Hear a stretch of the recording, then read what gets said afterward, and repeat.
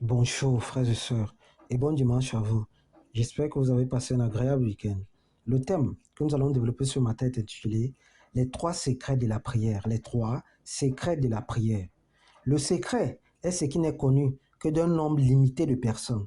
Le secret, c'est ce qui doit être tenu caché et qui appartient à un domaine réservé. La prière, quant à elle, est l'élévation de son âme à Dieu afin de toucher son cœur. La prière est le mouvement de l'âme tendant à une communication spirituelle avec Dieu. La prière est un langage qui trouve sa source dans la parole de Dieu. La prière est le canal par lequel nous sommes en communion permanente avec Dieu. C'est la voie royale de toute spiritualité. C'est la voie royale pour surmonter les épreuves, les situations difficiles, pour changer les circonstances de notre vie. La prière parle le langage de Dieu. Elle invite à entrer en scène. Elle établit un point de contact entre nous et le Tout-Puissant. Elle nous permet de ressentir sa présence, d'être enveloppé par ce dernier, de nous sentir en sécurité dans ses parvis. La prière est le canal par excellence pour toute bénédiction, pour toute élévation, pour toute restauration. Et pour nous, enfants de Dieu, prier est un privilège qui nous apporte bonheur et satisfaction. Et l'Écriture déclare dans Luc 18, le verset 1, il faut prier et ne point se relâcher. Et ne point se relâcher. La prière est l'une des forces les plus puissantes dans l'univers, car grâce à elle, les enfants de Dieu que nous sommes peuvent déplacer des montagnes, arrêter le temps, redresser ce qui est courbé, illuminer et raviver par nos paroles ce qui est aride, ce qui est vide. Grâce à la prière, nous pouvons arracher, repositionner, récupérer ce qui nous a été volé par l'ennemi. Et de l'Ancien Testament au Nouveau Testament, l'impact de la prière n'est plus à démontrer, car celle-ci a fait ses preuves. Elle a fait gagner des guerres, fait descendre le feu du ciel, opéré des miracles, ouvert des portes fermées, des portes indéboulonnables.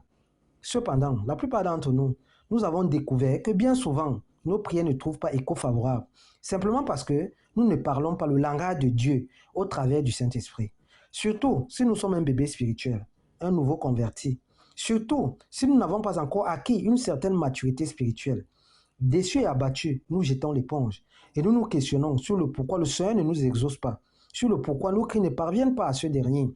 Sauf que le problème ne vient pas de Dieu, mais de notre manque de connaissance vis-à-vis des secrets de la prière. Le premier secret de l'exaucement de nos prières réside dans l'écriture, dans la parole de Dieu, à travers les versets bibliques, à travers les psaumes qui comportent des paroles qui sont esprit et vie.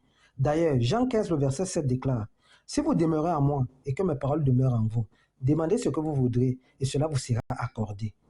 Ce puissant message nous vient du roi de gloire Yoshua Masha, notre Seigneur et Sauveur. Ce dernier nous oriente, enseigne et instruit ses enfants que nous sommes. Il nous apprend que l'écriture est importante pour la prière.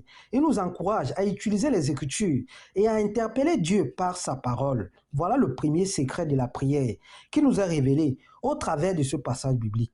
Nous devons remplir notre prière d'écriture biblique pour être en accord avec Dieu, pour le pousser à entrer en scène dans notre vie, car Dieu est garant de sa parole. Être en accord avec Dieu, c'est l'interpeller par nos prières avec des paroles d'esprit et vie. C'est le langage de la prière. Sans ce langage, notre prière ne sera pas efficace. Le Saint-Esprit ne sera pas en mesure d'impacter notre vie, d'agir, de se mouvoir dans cette situation, de se mouvoir dans ce problème.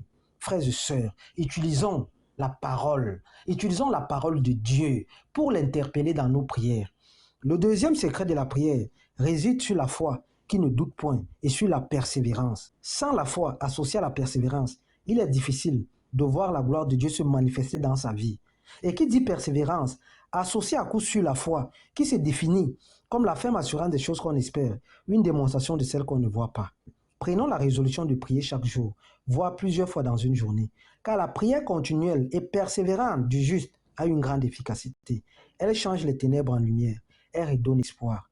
Pour modèle de foi et de persévérance dans la Bible, nous avons Élie, qui était un homme de la même nature que nous. Et l'Écriture déclare dans Jacques 5, le verset 17, Élie était un homme de la même nature que nous. Il pria avec instance pour qu'il ne plût point et ne tomba point de pluie sur la terre pendant 3 ans et 6 mois.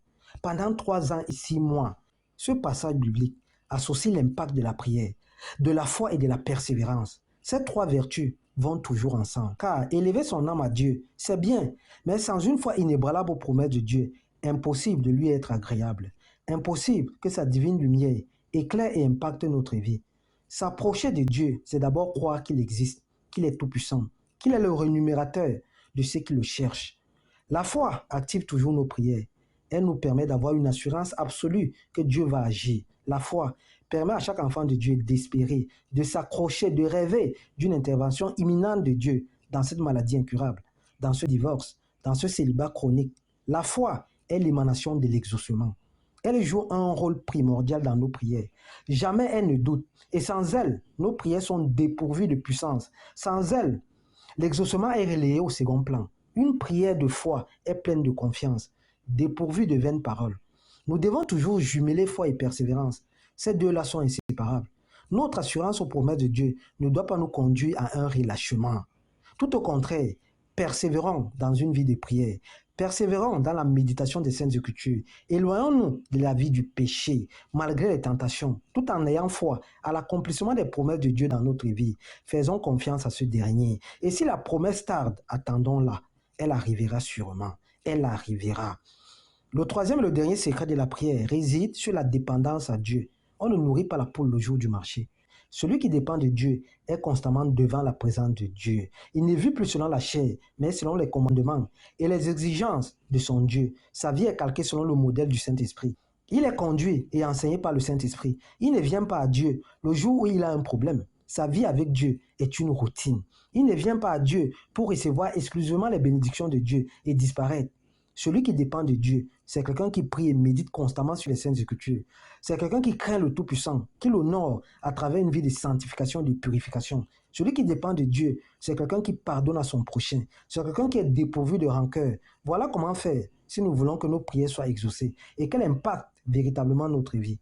Bon dimanche et bon début de semaine. C'est ce thème que nous avions à développer ce matin. Merci.